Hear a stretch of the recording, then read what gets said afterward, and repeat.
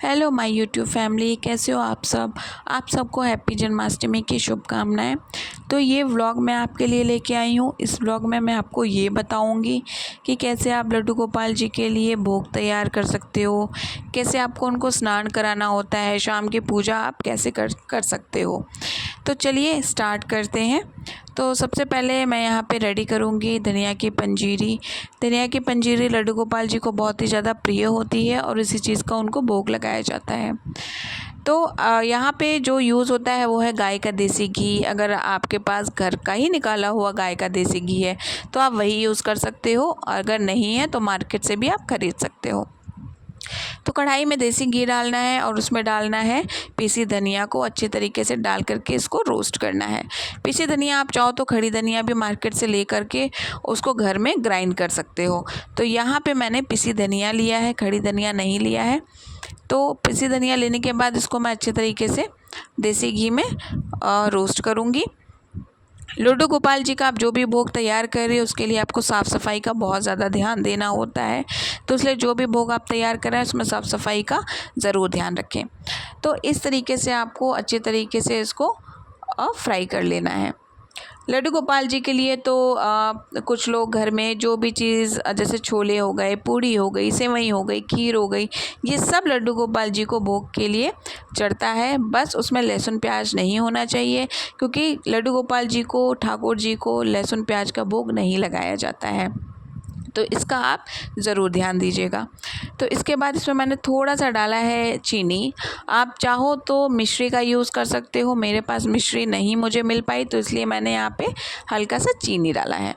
चीनी डालने के बाद जो भी मैंने इसमें ड्राई फ्रूट्स लिए हुए थे, मखाना हो गया, बादाम हो गया, काजू है, किशमिश है, वो सब भी मैं ये सब में डाल करके अच्छी तरीके से इसको भून लूँगी। ये बहुत ही फटाफट से धनिया की पंजीरी तैयार हो जाती है।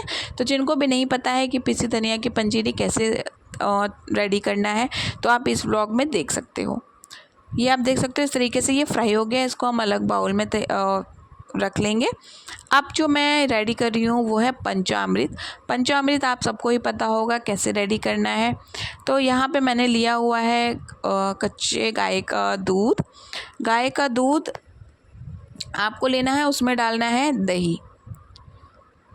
तो पंचामृत में आप सबको ही पता होगा कि गाय का ही दूध यूज़ किया जाता है। इसके बाद जो भी ड्राई फ्रूट्स हैं वो मैंने इसमें डाल दिया और थोड़ा सा मैंने इसमें डाला है चीनी और देसी घी। इसको हल्का सा हम मिक्स कर देंगे। जो भी आप प्रसाद तैयार कर रहे हो उसमें तुलसी की पत्ती को ज़रूर डालिएगा, क्योंकि तुलसी की पत्ती ही ठाकुर जी को भोग लगाया जाता है और उससे उनको बहुत ही ज़्यादा खुशी मिलती है, क्योंकि बिना तुलसी की पत्ती के ठाकुर जी का भोग को अधूरा माना जाता है।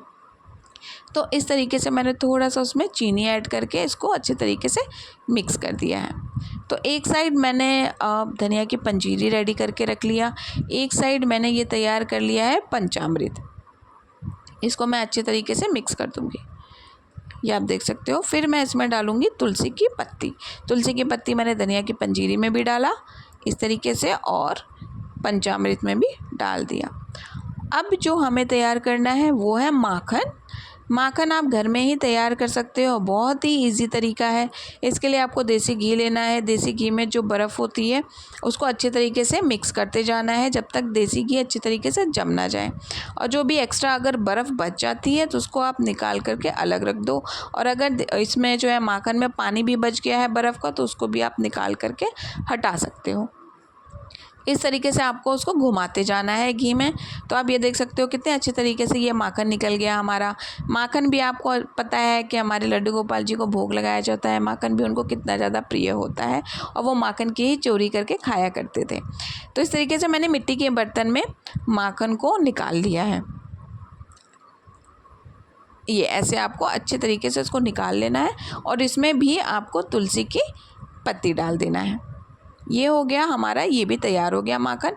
अब शाम हो गई है, शाम को अब मैं तैयार कर रही हूँ लड्डू गोपाल जी के स्नान करने की तैयारी।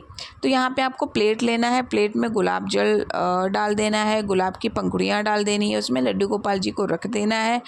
और इसके बाद आपको जो स्नान करने के लिए जो लेना है वो है गंगा जल हो गया, दही हो गया और शहद हो गया कच्चा दूध हो गया।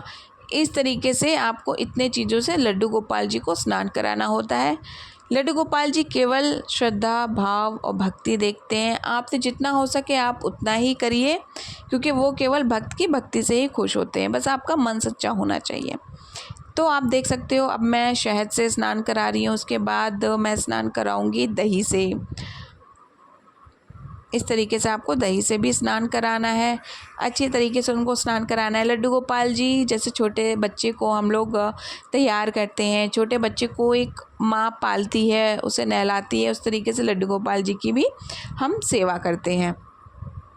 तो इस तरीके से आपको उनको अच्छी तरीके से नहला लेना है, साफ़ कपड़े से उनको पोंछ लेना है, थोड़ा सा देसी घी से भी आप स्नान करा सकते हो। लास्ट में आपको गंगा जल से स्नान कराना होता है। स्नान कराने के बाद आपको अच्छे तरीके से इसको कपड़े से, एक साफ़ कपड़े से पोंछ लेना है इनको। देख सकते हो आप, अब लास्ट में अब मैं गंगा जल से इनको स्नान करा रही हूँ। अब आपको इसको साफ़ कपड़े से अच्छे तरीके से पोंछ लीजिए। पोंछने के बाद अब मैं इनको वस्त्र पहना रही हूँ।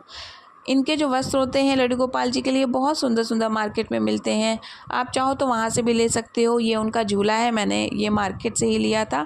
मार्केट में भी बहुत सुंदर सुंदर झूला मिलता है, तो आप वहाँ से भी ख़रीद सकते हो। इनकी बाँसुरी मिलती है, इनके बाल हो गए, मुकुट हो गए, इनका सिंहासन हो गया, सब चीज़ मार्केट में ईज़िली मिल जाता है, आप वहाँ से ख़रीद सकते हो। तो जो भी लोग जो पहली बार स्टार्ट कर रहे हैं लड्डू गोपाल जी को रखना जन्माष्टमी में, जिनको नहीं पता है, तो ये व्लॉग उन्हीं के लिए है। तो इस तरीके से मैंने लड्डू गोपाल जी को यहाँ पे उनको झूले में बैठा दिया है, और ये है उनकी बाँसुरी। तो बाँसुरी के बिना तो लड्डू गोपाल जी अधूरे हैं। तो अब जो मैं तैयारी करूँगी ये है आरती की थाली।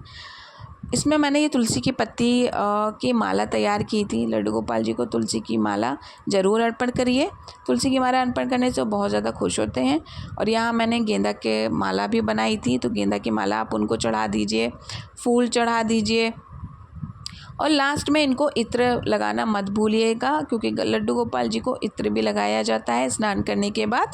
ये मैं नहीं दिखा पाई हूँ, लेकिन आपको इत्र भी लगाना है। तो इसके बाद फूलों से आप देख सकते हो मैंने उनका सारा सब कुछ अच्छे से सजा दिया है।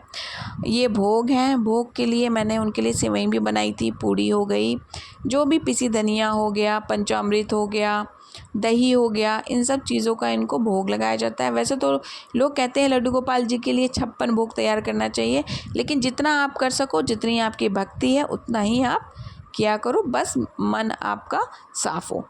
इसके बाद ये मैं आरती की थाली तैयार कर ली हूँ। मैंने आरती की थाली को अच्छे तरीके से गुलाब की पकड़ियों से सजा लिया है। ये मैंने दिया लिया है, मैंने इनको अच्छे तरीके से जला दिया। दिए के लिए आपको गाय का ही देसी दूध जो है यूज़ करना है। तो अब मैं कर रही हूँ आरती। तो इस तरीके से सब कुछ करने के बाद आपको लास्ट में लड्डू गोपाल जी की आरती भी करनी है। और उनको मैंने स्नान कराया, स्नान कराने के बाद आप प्रसाद चढ़ाओ, उनको भोग चढ़ाओ, जो भी भोग आपने तैयार किया हुआ है, और लास्ट में आपको आरती करनी है। अगर आपको मेरा ये व्लॉग अच्छा लगा हो तो प्लीज़ चैनल को लाइक सब्सक्राइब करना मत भूलिएगा। लड्डू गोपाल जी आप सबकी मनोकामना पूरी करें, आप सबके ऊपर हमेशा अपना आशीर्वाद बनाए रखें। आप सबको हैप्पी जन्माष्टमी की बहुत बहुत बहुत सारी शुभकामनाएँ। इसी तरीके से मेरे चैनल को सपोर्ट करिएगा, लाइक सब्सक्राइब ज़रूर करिएगा। थैंक यू सो मच मेरा वीडियो देखने के लिए, अपना समय देने के लिए। Thank you.